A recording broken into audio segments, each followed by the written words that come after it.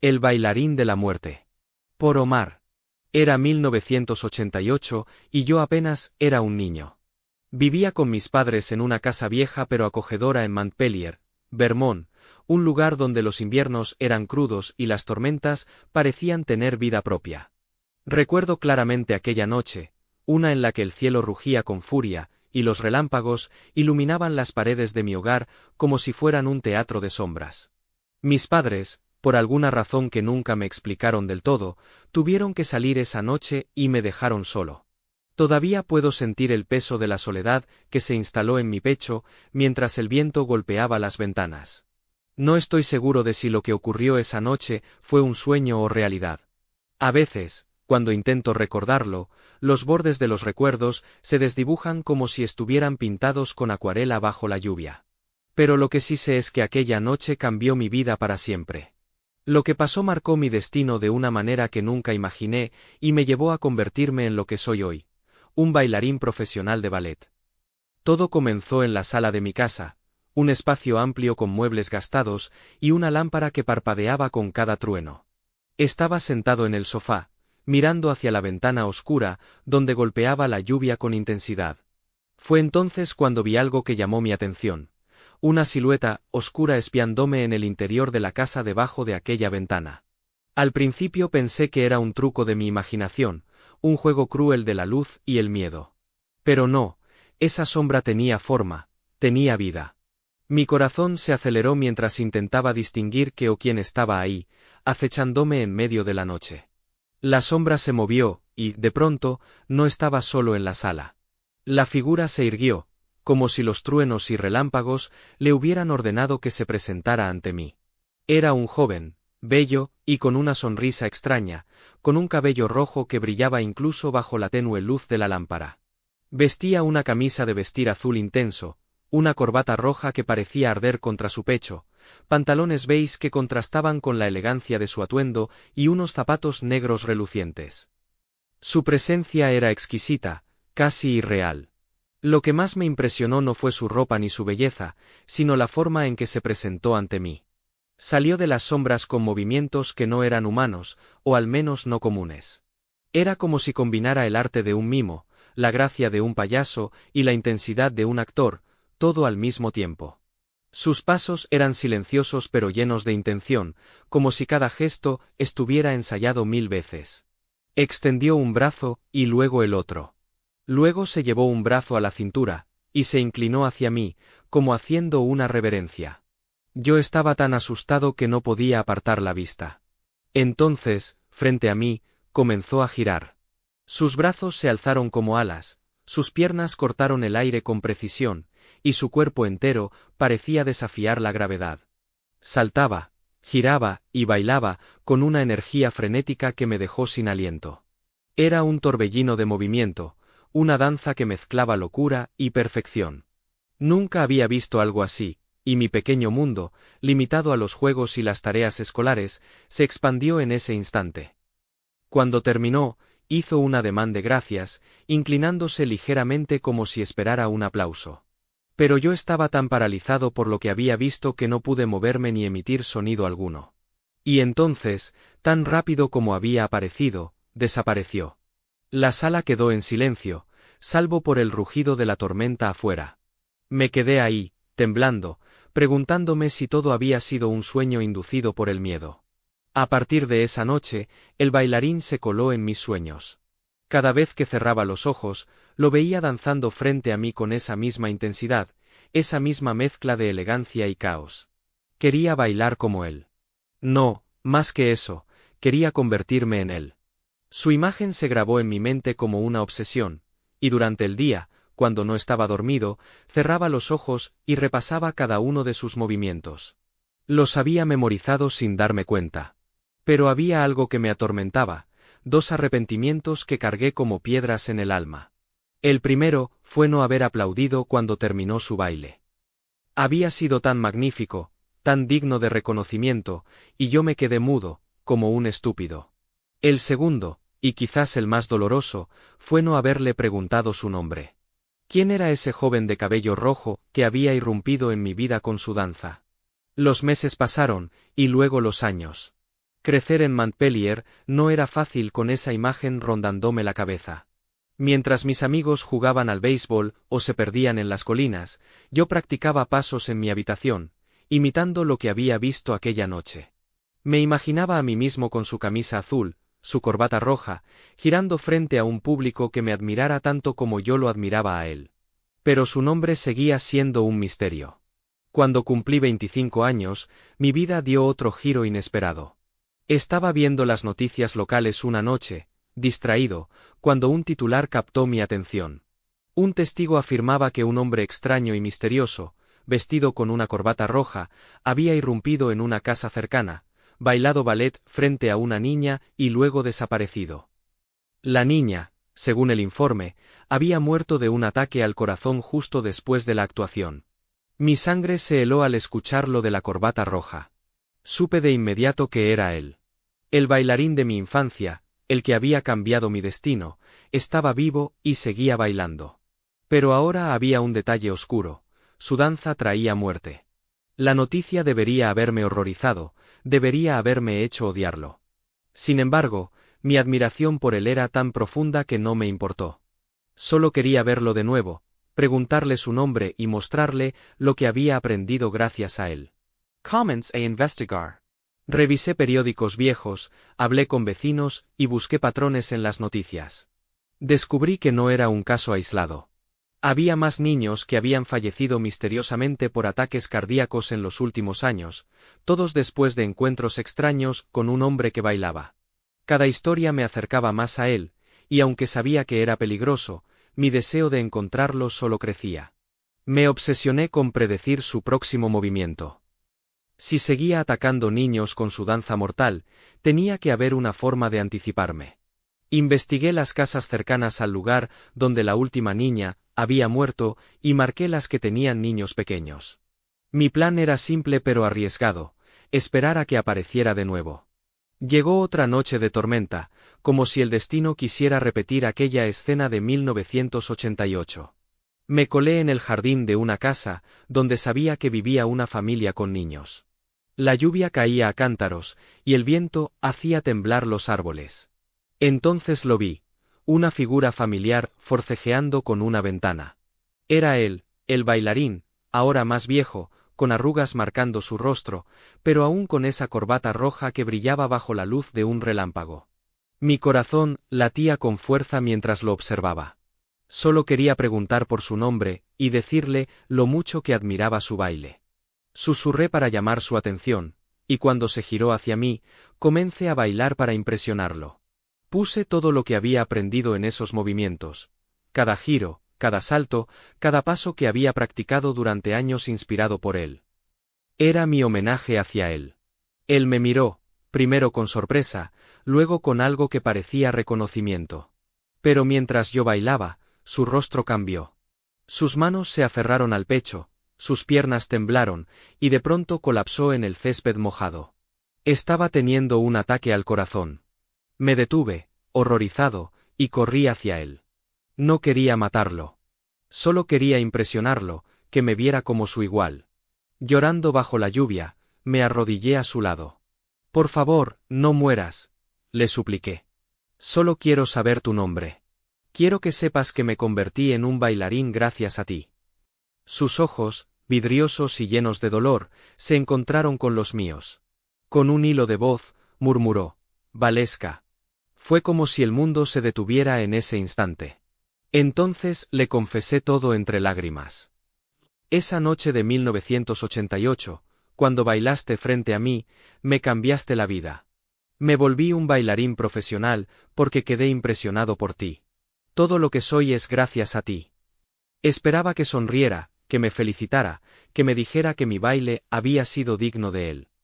Pero en lugar de eso, sus labios se curvaron en una mueca amarga.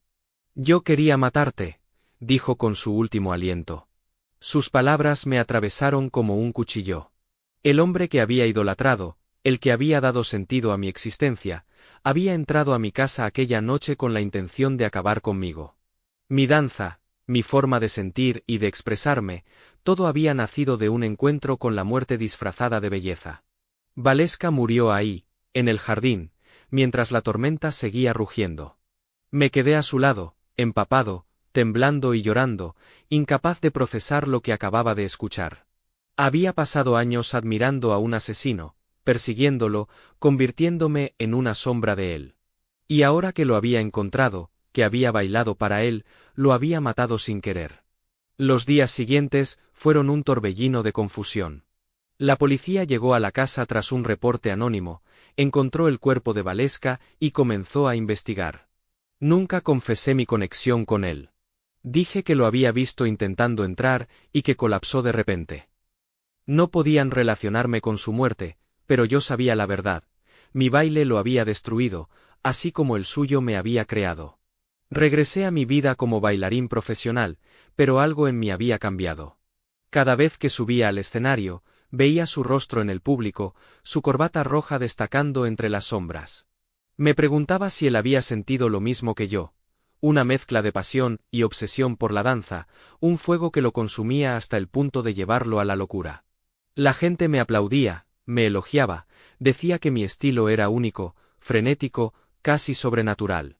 Pero yo sabía de dónde venía esa energía. Venía de aquella noche en 1988, de un encuentro que no entendía del todo. Valeska había sido mi musa y mi verdugo, mi inspiración y mi condena. Y aunque ahora conocía su nombre, seguía siendo un enigma. A veces, en las noches de tormenta, me siento en la sala de mi casa y miro hacia la ventana, esperando verlo de nuevo.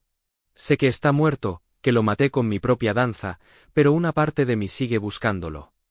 Quiero preguntarle tantas cosas. ¿Por qué bailaba? ¿Por qué mataba? ¿Por qué no morí aquella noche cuando su intención era otra?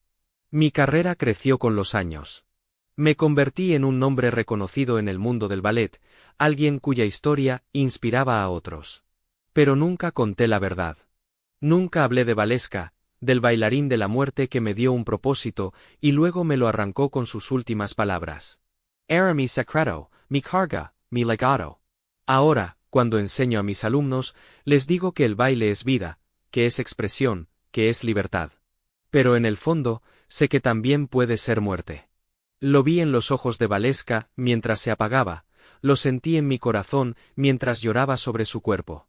El baile nos unió y nos destruyó, como una tragedia escrita en pasos y giros. Han pasado décadas desde aquella noche en Montpellier, pero aún puedo cerrar los ojos y verlo bailando frente a mí. Su camisa azul, su corbata roja, sus movimientos imposibles.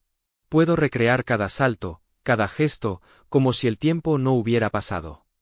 Él sigue vivo en mí, en cada paso que doy, en cada actuación que ofrezco. Me pregunto si en algún lugar, Valeska me está viendo. Sí, desde donde esté, siente orgullo o rencor por lo que me convertí. Me gusta pensar que, al menos por un instante, mientras bailaba para él en ese jardín, logré impresionarlo. Que mi danza fue un eco de la suya, un reflejo de lo que él me dio aquella noche de 1988. Y así vivo, atrapado entre la admiración y el horror, entre el arte y la muerte. Mi nombre resuena en teatros, pero el de Valeska sigue siendo un susurro en mi alma. Fin del cuento. El último libro en el mundo. Por Omar. El año era 1985, y yo tenía 11 años por aquel entonces. Jamás había visto a mi padre tan alterado. Recorría con los dedos de su mano derecha las repisas del único librero que teníamos para cerciorarse de que no quedase ningún libro allí. Con la otra mano cargaba una bolsa negra de plástico, en cuyo interior se encontraban todos los libros que mi familia había comprado con el pasar de los años. La mayoría eran novelas muy largas que, por mi edad e inclinaciones propias, no me había aventurado a leer, y si lo hubiera hecho, estoy seguro de que no las hubiera entendido. Aún con la bolsa negra de plástico en una mano y una mirada tremendamente alterada en su rostro, mi padre se agachó frente a mí, dejó la bolsa a un lado y me sacudió con sus brazos. ¿Me prometes que no tienes ningún libro en tu habitación? Promételo. En el nombre de Dios y de tu madre, prométeme que no has tomado ni escondido ningún libro. Lo prometo, le mentí.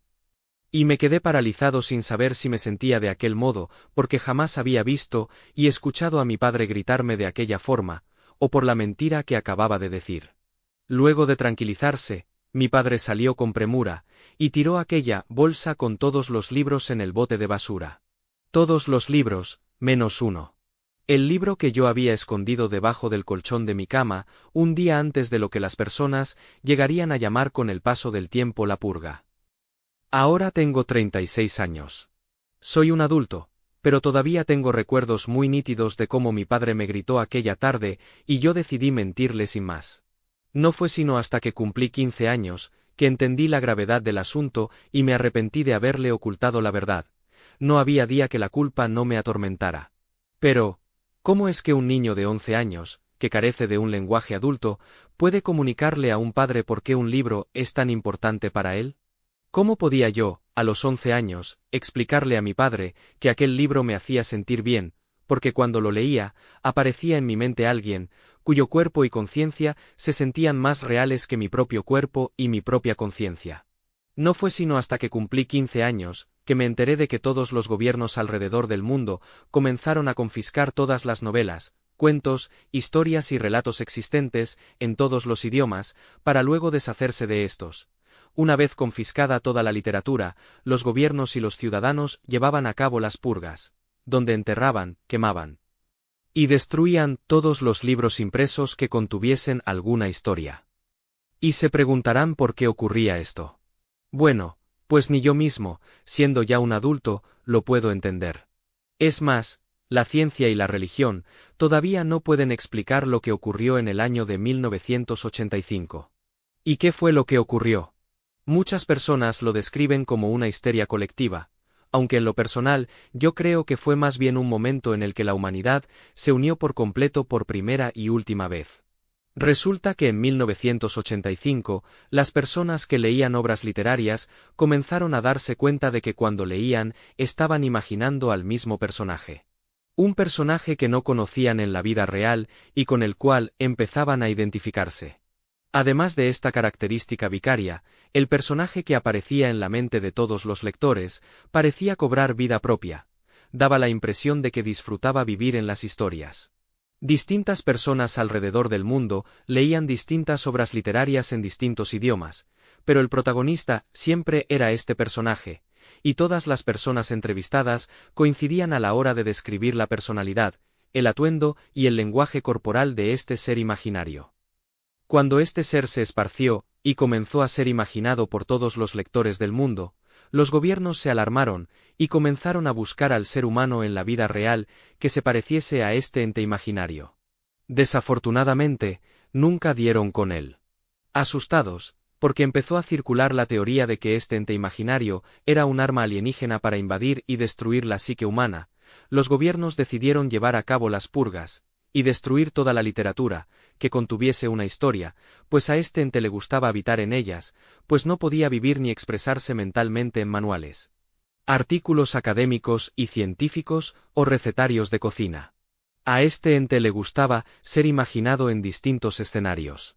Había incluso otra teoría que decía que el ente estaba entrenando en la mente de los lectores en distintas situaciones, y que algún día cobraría vida y tendría toda la experiencia del mundo para saber cómo actuar ante diferentes retos y escenarios que se le pudiesen presentar. Yo no me suscribo a ninguna de estas teorías, pero ahora que tengo 36 años, he visto las consecuencias de una humanidad que dejó de leer hace muchos años por miedo a imaginar este ente desconocido. La ciencia y el arte dejaron de avanzar. La ética y la moral quedaron en el olvido. La degeneración prevalece. Estamos retrocediendo cognitivamente, y todo esto se debe a que, desde que dejamos de producir y consumir literatura, dejamos de producir y consumir posibles escenarios. Posibles escenarios del pasado y posibles escenarios del futuro. Sin atrevernos a imaginar estos escenarios, dejamos la creación de lado. Abandonamos la creación. Ahora solo existimos para comer y existir. La manutención del cuerpo se ha vuelto nuestro último y perenne objetivo, y nadie se atreve a imaginar algo distinto. Nadie puede ahora imaginar un cambio o disrupción del status quo. No obstante, a la vez, nadie sabe que yo tengo el último libro del mundo, y que desde que tenía 11 años, lo abracé y lo escondí debajo del colchón de mi cama, No porque fuese un visionario y pudiese predecir que el mundo colapsaría sin la imaginación que las historias promueven, sino porque simplemente me hacía sentir bien cada vez que lo leía por aquel entonces. Me hacía sentir bien, porque imaginaba aquel ente, el cual yo no sabía que era imaginado también por todos los lectores del mundo, y que potencialmente se trataba de un ente cósmico, cuyas intenciones hasta la fecha desconocemos.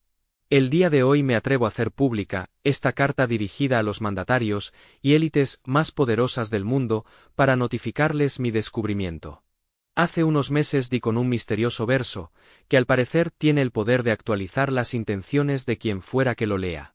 Fue así como, mientras leía en voz alta el siguiente verso, tuve la intención de que aquel ente imaginario se mostrara y se presentara ante mí. Duerme, vigía, hasta que las esferas giren 26.000 años y yo regrese al lugar donde ahora ardo. Después, otros astros surgirán en el eje de los cielos. Astros que sojigen, astros que bendigen. Solo cuando mi órbita concluya, turbará el pasado tu puerta.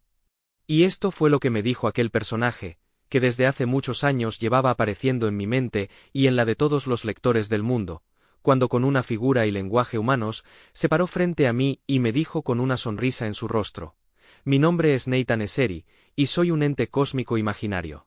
He venido a plagar este mundo, porque los humanos me han invocado, pues no quieren vivir solos en este universo. Fin del cuento.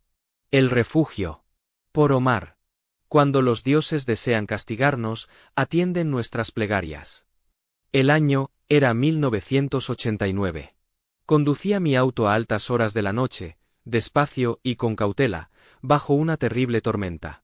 Mediante los faros delanteros de mi coche, intentaba vislumbrar alguna luz encendida en algunas de las tantas casas ruinosas y decrépitas, pero todos los edificios parecían estar abandonados. Debido a la tempestad, no conseguía ver ninguna ventana con luces encendidas. Me dirigía a Montpellier, Vermont, para una entrevista de trabajo para el día siguiente, y en mi desesperación para llegar pronto a mi hotel, tomé un extraño atajo, el cual me condujo a este suburbio inhóspito. Ahora que me sentía abandonado a mi suerte en aquel lugar que me inquietaba desmesuradamente, me arrepentía de la decisión que había tomado. No era la primera vez.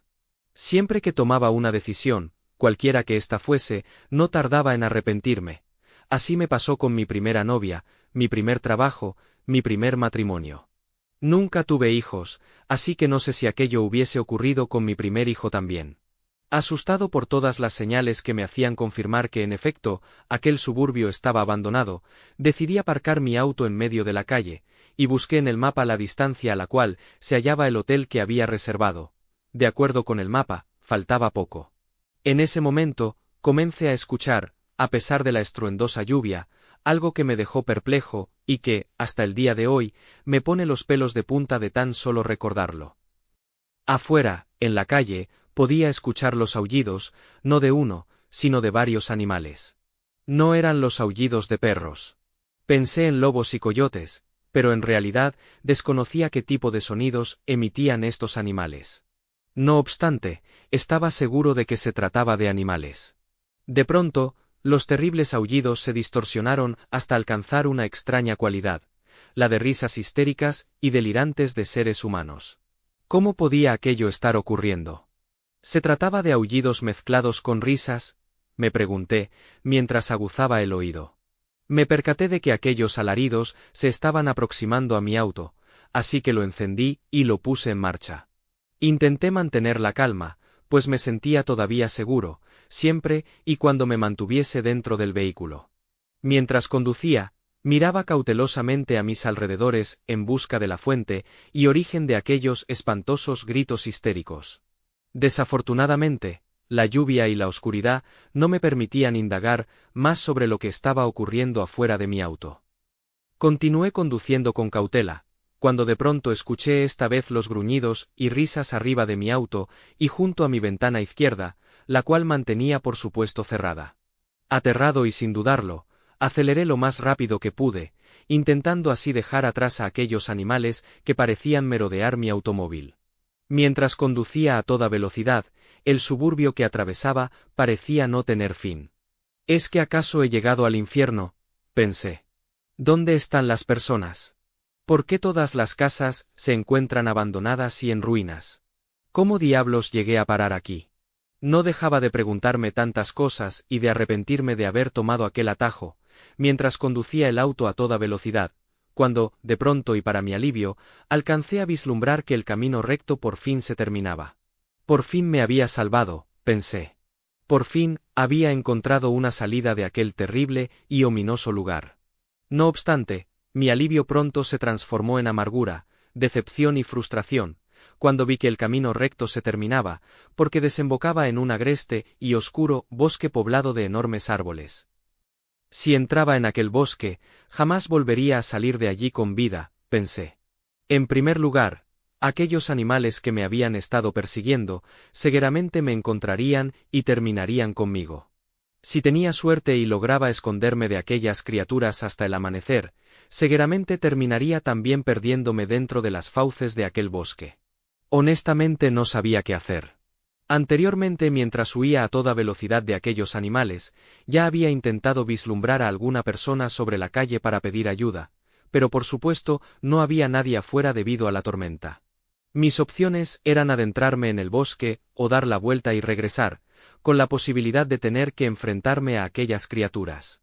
Decidí dar la vuelta y regresar. Sabía que me arrepentiría, pues siempre lo hacía, pero si decidía atravesar aquel bosque, también me arrepentiría. Por primera vez en mi vida no me arrepentí, no sé por qué no vi aquella casa anteriormente. Quizá no me percaté de aquel edificio, porque estaba conduciendo a muy alta velocidad. En mi trayecto de regreso, pude ver una casa alumbrada, a mi izquierda. A diferencia de todas las casas que se encontraban alrededor, esta humilde morada parecía efectivamente estar habitada. La casa no se veía decrépita como las demás. Todas sus paredes estaban pintadas de un color beige. El techo de 2 aguas se encontraba en perfecto estado. No le faltaba ninguna ventana, y el jardín delantero se veía bien mantenido. Había 3 figuras de duendes y muchas macetas con plantas adornando el pequeño porche. Detuve mi auto, y me quedé pensando en si debía arriesgarme a salir para pedir ayuda. La lluvia había amainado, y afortunadamente, ya no escuchaba los gruñidos o risas de aquellas criaturas. Empecé a recordar aquellos extraños sonidos, y el solo hecho de hacerlo me provocó un terror indefinible. Aunque tenía mucho miedo de que aquellos animales volvieran a perseguirme, me armé de valor y decidí salir a pedir ayuda en aquella casa alumbrada que parecía estar habitada. En cuanto puse un pie fuera del auto y empecé a sentir el agua cayendo sobre mí, empecé a temblar de miedo. Corrí hasta la entrada y golpeé la puerta desesperadamente. Pedí ayuda y grité mi nombre y la dirección de donde venía, para que quien estuviese adentro se sintiese seguro y se animase a abrirme. No obstante, nadie abrió la puerta. Traigo una identificación conmigo. Puedo identificarme. Ayúdenme, por favor, grité. Entonces la puerta se abrió. Ahí parado, al lado de la puerta, se encontraba el que sería mi salvador, el que sería mi ángel. Y era hermoso. Sin decir ni una sola palabra, me miró y me sonrió de una manera reconfortante, como si ya me conociera. Hizo ademán de que entrara, y sin pensarlo 2 veces, atravesé, mojado y temblando, aquel umbral. ¿Atrapado en la lluvia?, exclamó. El joven hombre continuaba sonriendo. Quizá en otra circunstancia hubiese pensado que aquella sonrisa estaba fuera de lugar o que quizá el hombre se estuviese burlando de mi situación, pero, en aquellos momentos, más bien, aquella sonrisa me tranquilizó y reconfortó. No podía creer todo el poder que una sonrisa podía tener en el momento en que uno experimenta mucha ansiedad. Todo el miedo que sentía había desaparecido. Miré la estancia y ésta también era reconfortante y acogedora. La sala estaba alumbrada tenuemente con luz cálida, al igual que la cocina que se encontraba adjunta. Todo el lugar se encontraba impecable y bien ordenado. La estancia olía como si alguien estuviera horneando galletas o pastel. Aquella humilde pero impecable morada era todo lo contrario al inhóspito y frío exterior. Dentro de la casa no se podía escuchar la lluvia ni los truenos, y mucho menos los gritos de aquellas extrañas criaturas. ¿Cuántas personas viven aquí?, se me ocurrió preguntarle. Solo yo. Mucho gusto. Mi nombre es Jake. Extendió su brazo, y estrechamos nuestras manos. Le eché un vistazo a los sillones blancos de la sala, que se veían tan acoginadas y cómodos. Estaba muy cansado y tenía mucho sueño. No sabía si aguantaría una hora más sin desplomarme contra el piso, y como si hubiera leído mi mente, Jake me dijo: «Te prepararé un café. ¿Por qué no te sientas y te relajas?». Me senté en uno de los sillones. Efectivamente, estaba muy cómodo. Mientras Jake caminaba hacia la cocina, le volví a echar un vistazo a todo el lugar, y empecé a darme cuenta de que la luz cálida tranquilizaba y relajaba todos mis sentidos, como cuando el alcohol surte efecto después de beberlo tras cierto tiempo. Hasta aquel momento, Jake no había hablado más, y yo seguía como hipnotizado por aquella cálida luz. Me recliné en el sillón hasta casi acostarme. No había consumido ninguna sustancia, pero ya no recordaba qué hacía yo en aquel lugar o por qué me encontraba allí, pero no me importaba. Lo único en lo que pensaba era en que yo quería estar ahí, en que me sentía extremadamente dichoso de estar ahí, y en que yo debía estar ahí. Reclinado en el sillón, me puse a observar detenidamente a Jake. Era un joven blanco y de ojos verdes. Tenía el cabello color café, corto y un poco rizado. No era alto de estatura, y tenía tatuajes en ambos brazos, cuyos motivos no alcanzaba a discernir. Se movía con agilidad y seguridad por todo el lugar. Después de todo, aquella era su casa.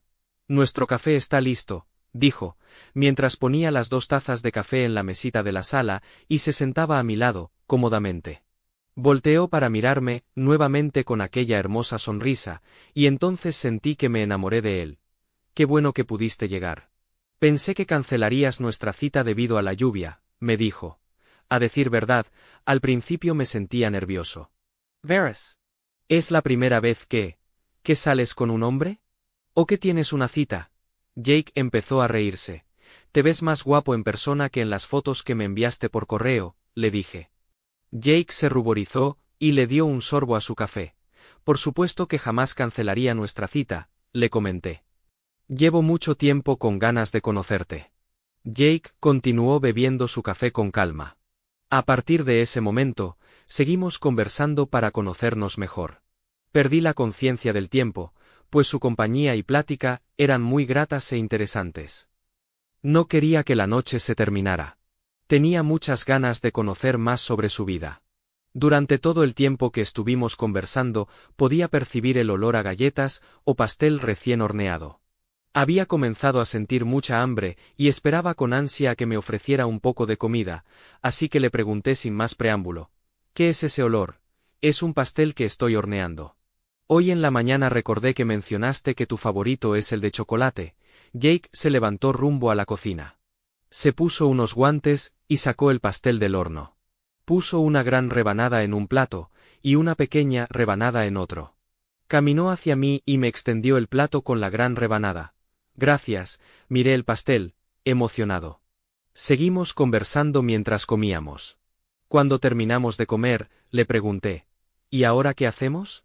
Yo tenía ganas de ver una película de terror, pero sabía que a la mayoría de las personas no les agrada aquel tipo de películas, así que desistí de preguntarle: «¿Qué te parece si vemos una película de terror?». Me preguntó Jake. Me sorprendí, porque Jake parecía poder leer mi mente. Eso es justo lo que estaba pensando. «¿Cómo lo supiste? ¿No recuerdas que eso también me lo contaste?», mencionó Jake. Me quedé pensativo. No recordaba haberle contado algo así. A decir verdad, por momentos sentía que no podía recordar muchas cosas. Cuando terminamos de ver la película de terror, me sentía con mucho sueño. Ya pasaban de las 12 de la noche, pero él parecía todavía tener mucha energía. Cuando le comenté que ya debería regresar a casa, insistió en que me quedara a dormir en una de las habitaciones extras que había en la casa. Insistió tanto que me vi forzado a aceptar. Me mostró la que sería mi habitación. Era una habitación pequeña, igualmente iluminada tenuemente con aquella plácida y reconfortante luz cálida.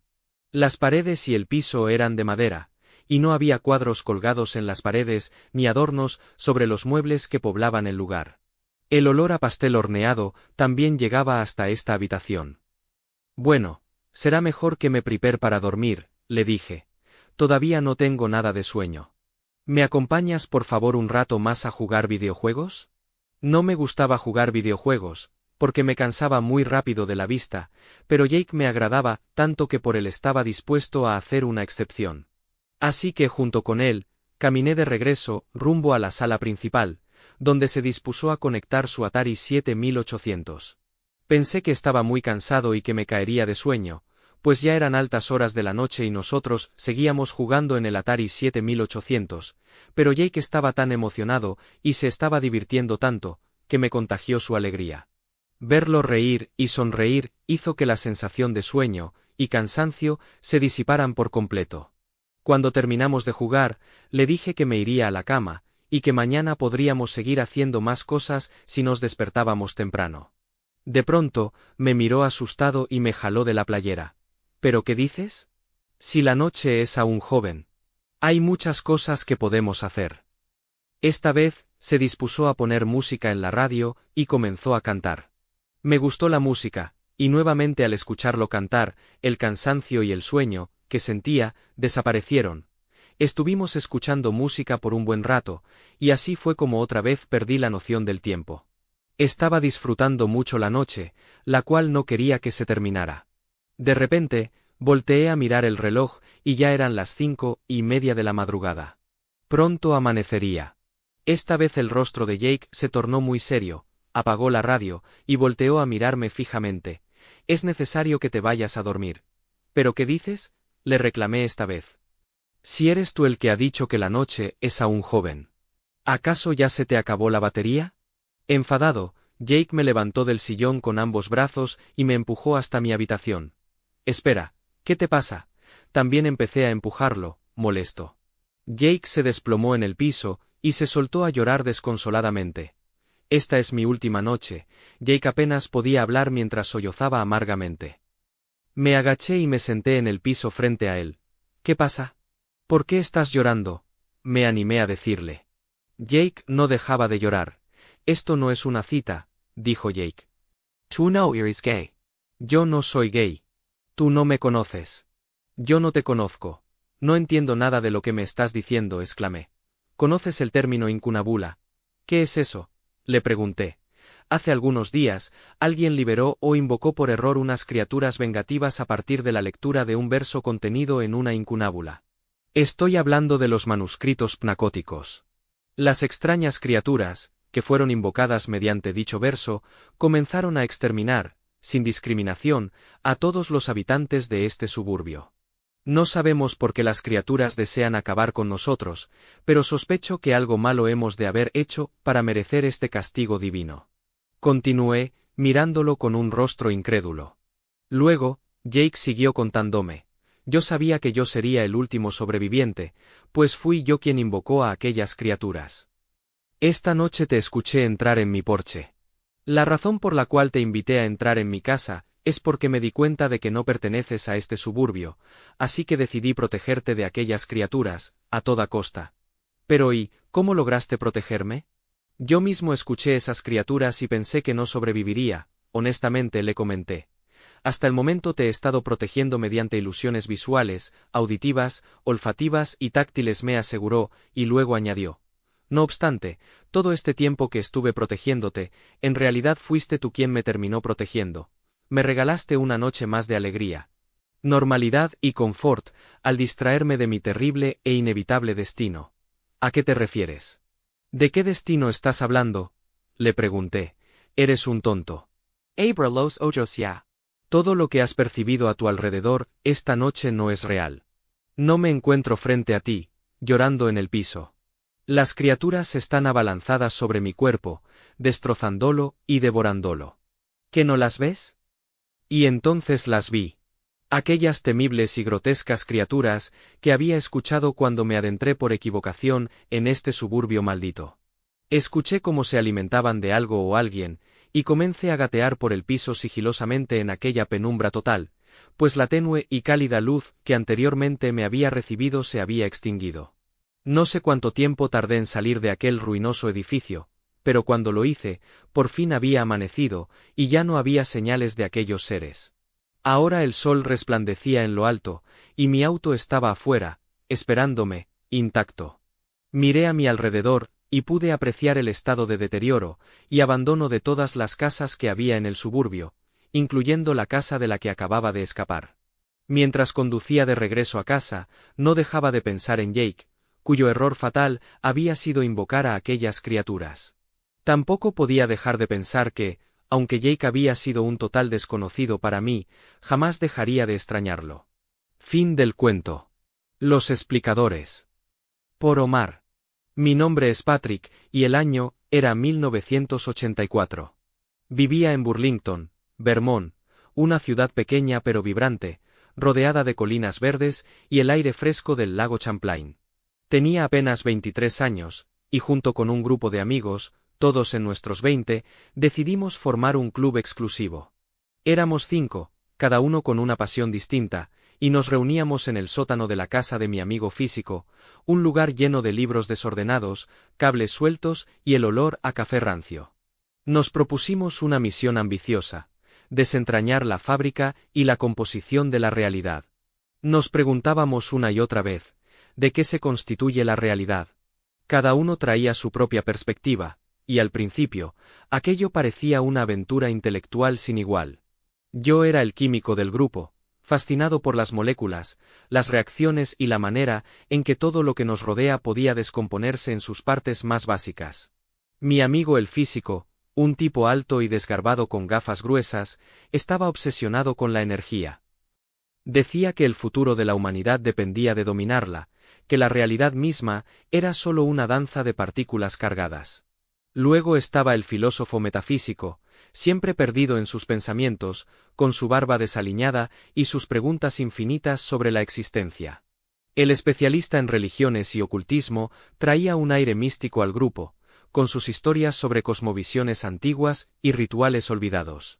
Y el literato, un romántico empedernido, analizaba la realidad a través de las palabras y las imágenes que el arte podía conjurar. Nos reuníamos cada viernes por la noche, sentados en círculo en ese sótano húmedo, con una lámpara tenue que apenas iluminaba nuestras caras. Al principio, las discusiones eran apasionadas. El físico dibujaba ecuaciones en una pizarra rota, el filósofo citaba a Kant y Heidegger, el religioso hablaba de los Vedas y los grimorios medievales, y el literato leía fragmentos de Borges o Kafka para ilustrar sus puntos. Yo aportaba lo mío, explicando cómo las interacciones químicas podían ser la base de la vida misma, como todo lo que percibíamos era una sinfonía de átomos. Nos sentíamos como pioneros, como si estuviéramos a punto de descifrar el gran misterio del universo. Pero no todo era perfecto. Desde el principio, noté que me miraban diferente. No era un secreto que yo no tenía el encanto físico de los demás.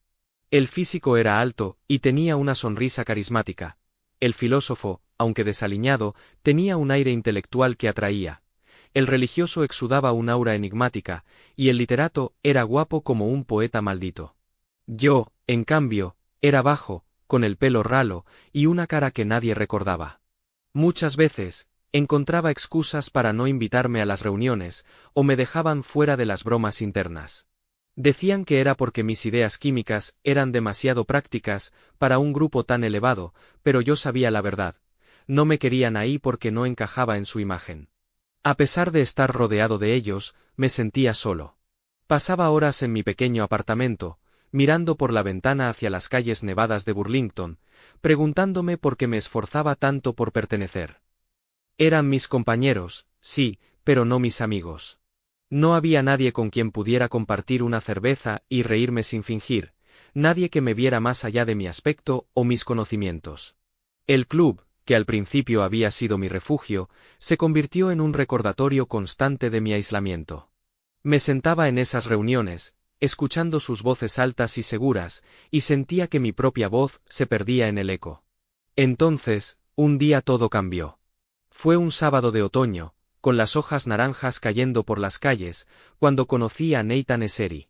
Estaba en una librería de segunda mano, hojeando un libro sobre alquimia, cuando este hombre se acercó. Era mayor, en sus 40, con el cabello gris peinado hacia atrás, un traje impecable y una sonrisa que parecía saber más de lo que decía. Me habló como si me conociera de siempre, preguntándome qué buscaba en esos libros polvorientos. Había algo en él, una mezcla de elegancia y misterio, que me atrapó de inmediato. Me invitó a un café, y acepté sin dudarlo. Nathan era diferente a cualquiera que hubiera conocido. Mientras tomábamos café en una cafetería con paredes de madera y el aroma a canela flotando en el aire, me escuchó hablar de mi vida, del club, de cómo me sentía excluido. No me interrumpió ni me juzgó, solo asentía, con esos ojos oscuros que parecían atravesarme. Luego, con una voz calma pero firme, me dijo algo que nunca olvidaría. Patrick, no necesitas que ellos te acepten. Tú puedes ser más de lo que ellos jamás imaginarán. Pero para eso, tienes que dejar de ser el buen chico. Sus palabras se clavaron en mí como un cuchillo, y supe que quería aprender de él. Nathan se convirtió en mi mentor, pero no del tipo que te enseña virtudes. Me llevó a bares oscuros donde la música resonaba en las paredes, me enseñó a caminar con seguridad, a hablar con un tono que exigía atención, a vestir de manera que la gente me notara. Me mostró cómo manipular las conversaciones, cómo leer a las personas y usar sus debilidades a mi favor. La realidad no es solo energía o ideas, Patrick, me decía mientras fumaba un cigarrillo en su porche, es poder. Y el poder lo tomas, no lo pides. Yo, que siempre había sido el tímido del grupo, empecé a transformarme bajo su guía. Una noche, en un bar lleno de humo y risas, conocí a una chica llamada Sara. Era hermosa, con el pelo negro cayendo en ondas y una risa que llenaba el aire. Antes, nunca me habría atrevido a hablarle, pero esa vez, con las lecciones de Nathan en mi cabeza, me acerqué. Hablamos durante horas, y para mi sorpresa, ella parecía fascinada por mí. Esa noche, fuimos a mi apartamento, y por primera vez en mi vida, tuve una relación sexual. Fue como si el mundo entero se abriera ante mí, como si hubiera cruzado una línea que me separaba de mi antiguo yo. Cuando les conté a los chicos del club lo que había pasado, no podían creerlo. Sus ojos se abrieron de par en par, y por primera vez, sentí que me miraban con algo más que indiferencia. El físico dejó caer su lápiz, el filósofo se inclinó hacia adelante, el religioso murmuró algo sobre el destino, y el literato me pidió que le contara cada detalle como si fuera una novela. De repente, yo, que siempre había sido invisible, me convertí en el centro de atención. Querían saber cómo lo había hecho, querían ser como yo. El club, que antes había sido un espacio de ideas elevadas, empezó a cambiar.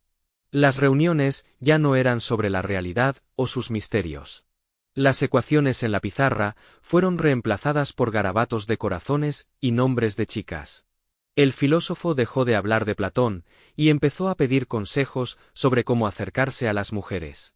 El religioso, que antes citaba textos sagrados, ahora se reía contando historias de sus propios intentos fallidos de ligar. El literato escribía poemas cursis sobre amores no correspondidos, y el físico, con su lógica implacable, intentaba analizar el arte de la seducción, como si fuera una fórmula. Yo los veía, y no sabía si reír o sentir lástima. La pregunta que nos había unido, ¿de qué se constituye la realidad?, se desvaneció como el humo de un cigarrillo apagado. Nadie hablaba ya de energía, metafísica, dioses o arte. El sótano que había sido nuestro templo de conocimiento, se convirtió en un lugar donde planeábamos salidas a bares y estrategias para impresionar a chicas. Yo, que había sido el marginado, ahora era el líder no oficial, el que tenía las respuestas que ellos buscaban. Pero en el fondo, sabía que no me admiraban por quién era, sino por lo que había logrado. Nathan se reía cuando le contaba cómo había cambiado el club. V.S. Patrick. La realidad no es más que lo que la gente quiere creer, me decía, sirviéndose un whisky en su sala llena de libros y muebles antiguos. Me había convertido en su obra maestra, un hombre que había pasado de ser un don nadie a alguien que todos querían imitar. Pero mientras él hablaba, yo miraba mi reflejo en el vaso de cristal y me preguntaba si esto era lo que realmente quería. Había ganado poder, sí, pero había perdido algo también, algo que no podía nombrar. Las noches con Sara se volvieron más frecuentes, y pronto otros en el grupo comenzaron a tener sus propias conquistas. El físico se jactaba de una chica que conoció en una conferencia, el literato sedujo a una poeta local, el religioso encontró a alguien en un bar de mala muerte, y el filósofo, torpe pero persistente, tuvo su momento al fin. Cada uno celebraba su victoria, como si fuera una medalla, y yo los veía pavonearse, preguntándome cómo habíamos llegado a esto. El club estaba muerto, reemplazado por una competencia absurda de masculinidad. Una noche, mientras caminaba solo por las calles heladas de Burlington, con el viento cortándome la cara, me detuve frente al lago. El agua estaba quieta, reflejando las luces de la ciudad, y por un momento, pensé en el club como había sido al principio. Recordé las largas discusiones, las ideas que volaban como chispas, la sensación de estar al borde de algo grande. Ahora todo eso se había ido, y en su lugar solo quedaban risas vacías y anécdotas superficiales. Me pregunté si la realidad, esa que tanto quisimos entender, no era más que un espejo de nuestras propias obsesiones. Seguí viendo a Nathan de vez en cuando, pero incluso él parecía distante. Me decía que estaba orgulloso de mí, que había aprendido bien sus lecciones, pero sus palabras ya no tenían el mismo peso. Me había convertido en el hombre que él quería que fuera, seguro, carismático, alguien que tomaba lo que quería. Sin embargo, mientras él hablaba de poder y control, yo empezaba a sentir un vacío que no podía explicar. Había ganado la admiración de mis compañeros, había conquistado a las mujeres, pero, ¿para qué? El club dejó de reunirse formalmente poco después. Nadie lo anunció, nadie lo decidió, simplemente dejamos de aparecer. El sótano quedó vacío, la pizarra cubierta de polvo, los libros amontonados en un rincón. Cada uno siguió su camino, persiguiendo sus nuevas prioridades, y yo me quedé en mi apartamento, mirando las fórmulas químicas que había dejado de estudiar. La pregunta sobre la realidad ya no me importaba, o tal vez nunca había sido mía para empezar. Había sido un sueño colectivo que se deshizo cuando dejamos de soñar juntos. A veces, me encontraba con alguno de los chicos en la calle.